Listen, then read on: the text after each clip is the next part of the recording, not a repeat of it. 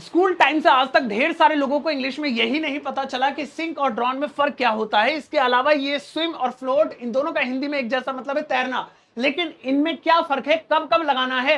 आज के इस वीडियो में मैं आपको इन चारों शब्दों में फर्क बताऊंगा, इनके सिचुएशन के साथ एग्जाम्पल भी दूंगा, ताकि ये जिंदगी भर आपके दिमाग में घुस जाए। मेरा नाम। सबसे पहले हम सिंक और ड्रॉन की बात करते हैं। दोनों का हिंदी में क्या मतलब होता है? डूबना।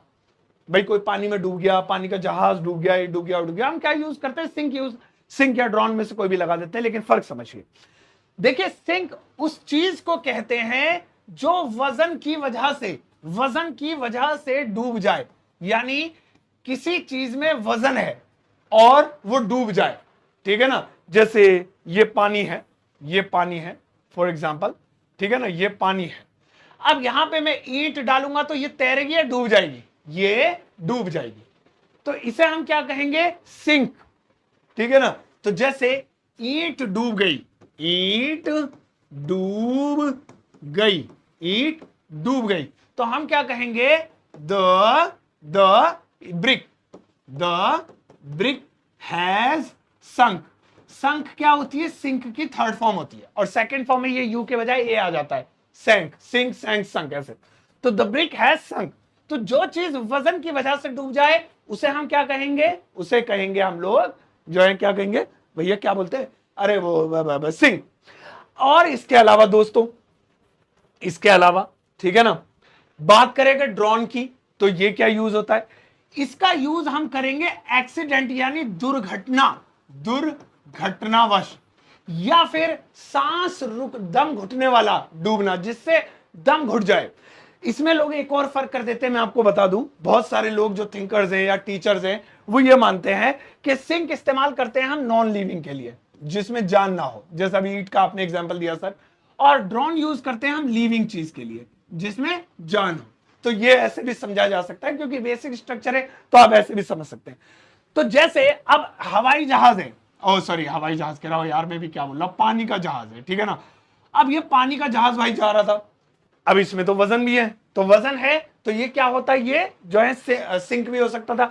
लेकिन इसकी हो गई दुर्घटना, हो गई, यानी इसके टक्कर फक्कर हो गई। तो इसमें जितने भी लोग सवार थे वो सब क्या हो गए? वो ड्रॉन हो गए, डूब गए। और ये जहाज भी क्या हो गया? ड्रॉन हो गया, ठीक है। तो जब कोई चीज वजन की वजह से रखते एकदम, तो सिंक।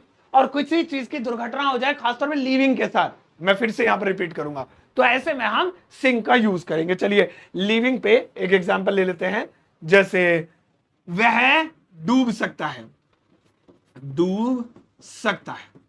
यानी एक लड़का है और उसे तैरना नहीं आता। मैंने कहा भाई उसे पानी में मत भेजो, वह डूब सकता है। तो हम क्या कहेंगे? ही मे ड्राउन। सिंक नहीं, ड्रॉन, क्योंकि यानी उसके साथ दुर्घटना हो सकती है, वो मर सकता है। तो कोई चीज मर जाना लिविंग चीज में का, या डूब के, या उसकी दुर्घटना हो जाना और मर जाना डूब के, तो ऐसे में हम ड्रॉन का यूज करेंगे। चलिए भाई, अब ये दो चीजें तो समझ ली मोटे मोटे तौर पे, लिविंग, नॉन लिविंग और लिविंग ऐसे कह सकते हैं आप। अब अगर हम बात करें स्विम और फ्लोट की, तो दोनों का हिंदी में मतलब होता है तैरना। लेकिन यहां पर बहुत बढ़िया फर्क आपको बताता हूं। स्विम उस जगह यूज करेंगे जब हमें कहीं से किसी चीज को तैरने के लिए एनर्जी मिल रही हो।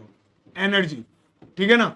एनर्जी जैसे कोई इंजन हो सकता है, इंजन हो सकता है, ठीक है ना, या हवा भी हो सकती है, या कोई धक्का भी दे सकता है, पुश भी हो सकता है। मतलब कुछ भी हो, तैरेगी वही चीज जिससे एनर्जी हो। जैसे मैं तैर रहा हूं, तो ये देखिए, ये क्या है? ये एनर्जी है। मतलब हाथ चला रहा हूं ना मैं, तो कैसे मैं तैर रहा हूं, गौर से सुनिएगा, तैर रहा हूं। तो कौन सी? या तो इंजन की एनर्जी, या हवा की एनर्जी, या फिर अपना ही पुश हो, या कोई और पुश कर दे, 1 2 3। तो ऐसे में मैं कहूंगा आई एम स्विमिंग, ये हो गया। लेकिन जब कोई चीज बिना एनर्जी के, गौर कीजिएगा, बिना एनर्जी के, सेल्फ, बस अपने आप तैरे, तो ऐसे में हम क्या करेंगे? हम उसको कहेंगे फ्लोट। क्या कहेंगे? फ्लोट।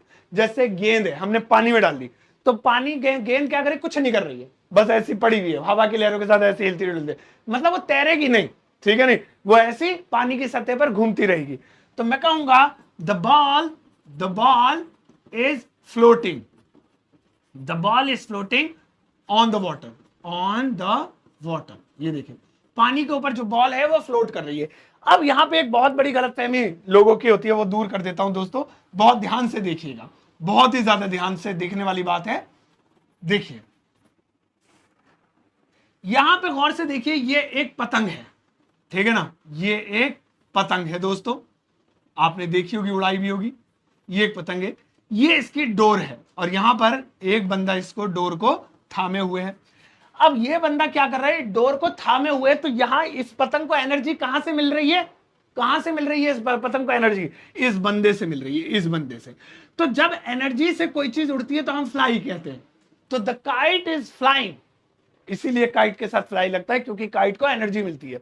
लेकिन अगर हम इस एनर्जी को ब्रेक कर दें, लो जी पतंग कट गई, कट गई।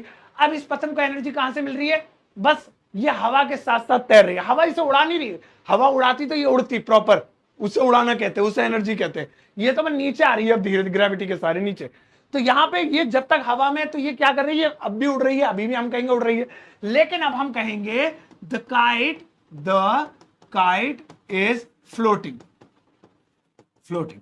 तो मैं ये दिखाना चाह रहा था कि फ्लोट शब्द सिर्फ पानी के लिए ही नहीं, हवा के लिए भी यूज होता है, द काइट इज फ्लोटिंग। ऐसा ही सीन हवाई जहाज के साथ भी होता है दोस्तों, हवाई जहाज के साथ भी यही सीन है। अब मुझे आप बनाना नहीं आ रहा, जब तक हवाई जहाज इंजन के सहारे उड़ता है तो हम क्या कहते हैं, द एरोप्लेन इज फ्लाइंग। और इनमें से कोई ये जो इंजन है बंद कर दिए जाए या ये खराब हो जाए, तो अब क्या करेगा एरोप्लेन, हवा में धीरे धीरे नीचे आएगा अपने आप, तो फ्लोट करता हुआ, उसे फ्लोट बोलेंगे। तो ये फर्क होता है, ठीक है।